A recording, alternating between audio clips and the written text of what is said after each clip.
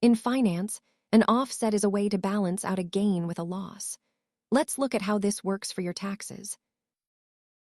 An offset is simply a method of reducing your net taxable income by applying losses against your reported gains. The IRS allows you to use investment losses to offset gains, and if your losses exceed your gains, you can deduct up to $3,000.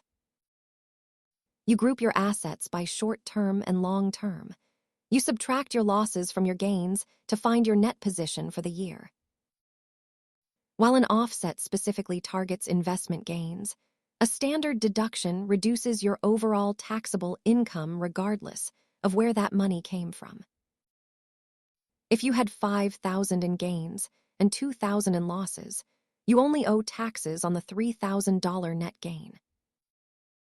Keep in mind that while offsetting is a useful tool, you should always base your investment decisions on goals rather than just tax savings.